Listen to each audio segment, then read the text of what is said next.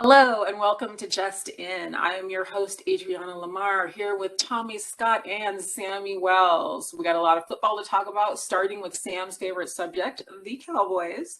But before we get to that, feel free to like and subscribe as usual, and we will see you in just a moment.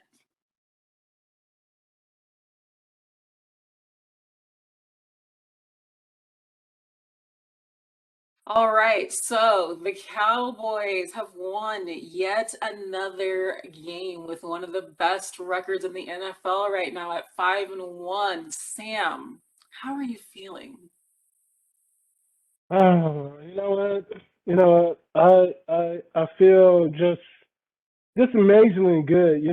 Honestly, when I was watching the game, you know, um, I was very emotional because there was a lot of stupid things that my team was doing, and there was a lot of good things. And I was going, hot and cold, hot and cold, hot and cold, and it's just, you know, I, I, I I had call that to sports drink my tea. bipolar syndrome. I had to drink my tea from my cowboy cup and, simmer down and just wait for my quarterback, Dak Prescott, and my receiver CeeDee Lamb came through for me in overtime and beat them. And you know what? CeeDee Lamb gave me that whole energy to, wave to cowboy haters like. But okay, starting off in the game, I think that the Cowboys started off very slow. They started off with a turnover. I did not agree with them going on 4th and 1, but they did. They didn't get it, so it caused a short field for Mac Jones and the Patriots to be able to score, which they did. And a lot of the first half, it was really going back and forth as far as the game. They didn't count a touchdown that was clearly a touchdown on 3rd down when Dak Prescott sneaked it in after Ezekiel Elliott 2 times couldn't get into the end zone. But and then on the fourth down, the Patriot player hit the ball from Dak. He fumbled it. It was a touchback, and in the first half, it was very close and everything else. But in the second half, just like in the Giants game, the Cowboys came through, played their game, and everything turned around. And honestly, I think everything turned around when they blocked the kick of the Patriots, but they didn't take advantage of the score because Jack ended up throwing an interception in the end zone. So, but as far as for the second half, we can look at some of the plays as far as some of the holdings that the referee was calling.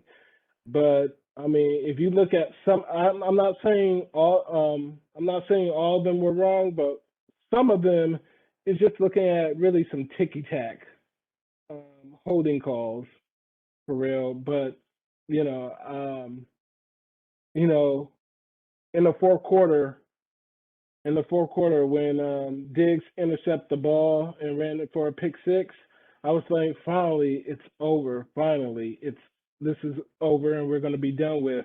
But then Mac Jones said to his old teammate, "Oh, so you picked me off? I got something for you." So he threw pass to Kendrick Bourne, and next thing you know, he's running for the touchdown. But I will say this because everybody's blaming Diggs. It was not Diggs' fault because he always trails his victims before he intercepts the pass from them. But the safety was supposed to be there, did not come there, was late, and then ran for the touchdown. But I have to say that the Dallas Cowboys showed some heart because those kind of games they would have lost. Excuse me. Okay, those kind of games they would have lost, but they came through, and um, the defense came through. Defense came through, got into overtime, Once in overtime, Dak did the rest. He just needed a chance for him to go and win the game. And honestly, what a beautiful pass that the last pass that Dak threw. Well, not the last pass, but I think it was two passes before the last one that he threw to Wilson, and Wilson caught it before he got out of bounds to bring life to Cowboys, and then he threw it to CeeDee Lamb, and CeeDee Lamb did the rest. And Wade said, "Bye, haters. Bye, haters." But I was definitely impressed with the Cowboys win because it shows that no matter if they were down, Dak is just, hey, all we need is a chance. Give us a chance. And his defense gave him a chance. And I've been telling people since the beginning of the season on every episode that Dan Quinn is my favorite coach. Dan Quinn, because he's brought my defense from not being the greatest, probably last, to being one of the best teams in the NFL for turnovers. Yes, Tommy. Well. Let's walk down what I like to call logic lane.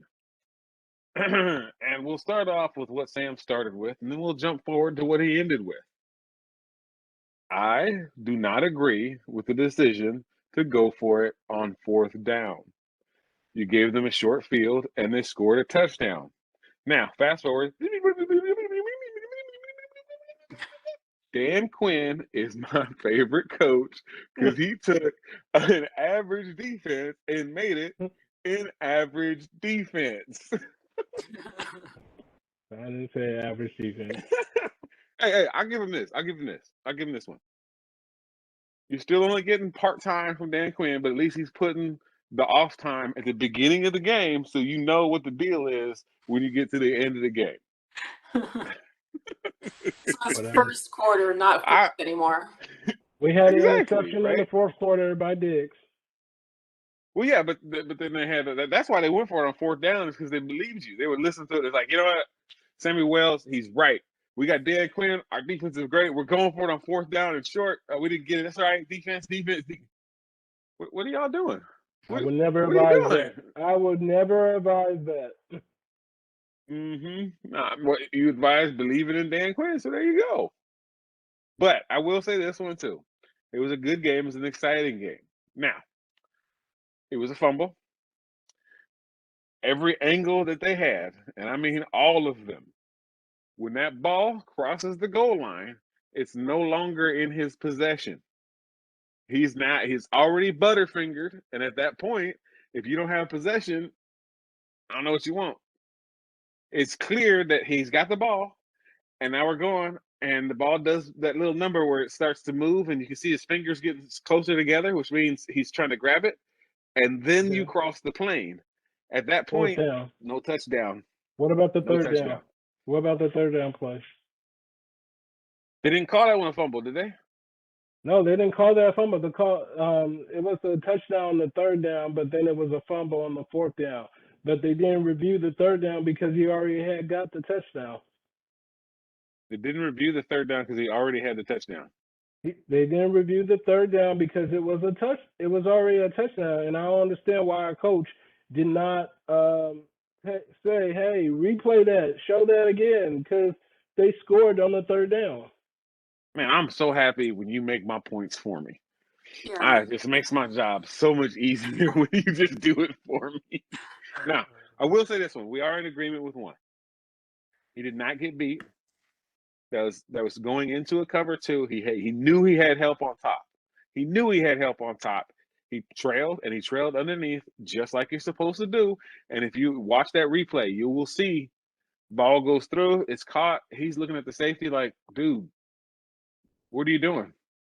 Like you playing some other defense way out here. So I completely agree. That was not a matter of getting burnt. That was for the corner. That was a good tech spot to be in. You know, you got help on top. You play trail and you play underneath because now quarterback can't just throw it short and have the wide receiver come back to it. And if he does, it gets picked off. If he throws it long, it gets picked off. If he throws it on target, the safety should be coming forward to make the play on that ball and smacking on the ground. Right. But at the end of the day, I don't know. I mean, with the exception of Patriots fans, like I know Sam was screaming at the TV and then crying 5 minutes later. No, 95, like 87 seconds later, he was crying. But let's be honest, if you're not a Patriots fan, outside of a miracle, I'm talking about one of those where the ball gets thrown, bounces off somebody's shoe, then somebody's helmet, and somebody kind of catches it and then pops it back up, and then one of those weird ones. Yeah, it's kind of like one of those, as you said. Yes, there were some calls that didn't go the Cowboys' way. There were some other things that were like question marks that, yeah, there's no way to definitively prove it one way or the other. But for whatever reason, the Patriots always seem to come out on the winning side of that. Not always, but more often than not, seem to come out on the upside of that. And pretty much outside of that, you're kind of like, the Cowboys are going to win this game. Like, I get it. It won't be a blowout. Okay. But like just watching the game, it's like the Patriots had some big plays. They had a few, drives that meant something, but the Cowboys just controlled this one. And that what I saw in this one was just control. Yes, there were some mistakes, there was some goofy stuff that went on, but they kept their composure and they just said, we're just going to keep doing what we do because what we're doing is working just fine. So we're going to keep doing it. We're going to go out here, we're going to play our game, we're going to win the game, and they did that. Not all cards are going to go your way, but they went through and said, okay, we win. We're good. Now, New England, go back to Boston. Leave us alone. Or, well, you go home. We'll go back to Texas. Either way, just leave us alone. Don't call us. We'll call you. We're going to go play football on the moon. The Cowboys did outperform in a couple of interesting, areas. That is, they got double passing yards. They almost got double time of possession. So, I mean, there really is no question of who owned this game. Yeah. Well, and look at it this way. Those are good things. But the better thing, in my opinion, is when you can do that and you do it through adversity.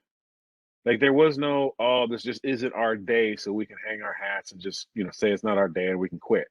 This was like, man, it's not our day. We're having a rough day. We're still going to win. It's just not our day. Yeah. That's a good spot to be in. I'm just going to tell you. What's interesting to me as we go week over week, I keep saying you cannot go 2 quarters without scoring and expect to win the game. And while normally we see that in the first 2 quarters, in this case, we saw it in second and third for the Patriots. And once again, they lose the game. So, I mean, it seems like a no-brainer, but it's like you have to put something on the board, and if you failing to do that, it's like, where's the miracle you're looking for to come back, Unless we can also say in this one, you are. We can also say this. I know there's been a big talk about Belichick without Tom Brady, and I think with Mac Jones, I think they're onto something. They got the rest of the team to kind of build up and to fix their little holes and issues that they have. But I would imagine that pending injuries next year, the Patriots are going to be a heck of a lot stronger than they are right now. So it's like that's still something to look out for. Patriots put up a hell of a fight, had a little weird oddball help, but they still put up a hell of a fight. And I don't think the Patriots are a team that can't look past them, but they're not really a concern too much this year. But I kind of expect to see them just continue to get better. And as Mac Jones continues to get more comfortable in the NFL, it's going to be another team to really be concerned with, with what the Patriots are going to have in the future. I would say this, from the position as far as the Patriots, besides for the New Orleans game, they actually were very close to be able to win some games, other than the New Orleans ones. But as you said, Mac Jones did he did a couple of good things. He played a good game. I mean, he got picked, but I mean that got picked too. So it was a good win for Cowboys because Cowboys haven't beat the Patriots since '96. So The last game that they played was in 2019 up in Foxborough, and they lost that game when it was really rainy and some other Well, you know, things and happened. there was that other guy too that was probably a slight. He seems to be a reoccurring issue almost for the Cowboys. We saw him earlier this year. You know that the old man. You know, he seems. But to be honest, it's not just the Cowboys. He seems to be a reoccurring issue for Yeah, just to about be fair, 31 of the 32 NFL he's teams not right picking on now. the Cowboys. Well, I'm sorry. I have to ask, how many holding calls can you get in Foxborough? Because it seemed like Foxborough called holding calls all the Hey, time against we the we other know team. we know the NFL. You know they like Foxborough. Hey, that's like home of the tuck rule. So what? Hey, this is a weird thing. The tuck rule is no longer a rule in the NFL, right? The tuck rule wasn't a rule when they called the tuck rule. It was just in the middle somewhere there. So I'm like, how does this work? All right, well, let's take Oh. a quick break, come back, and we'll talk about some more football.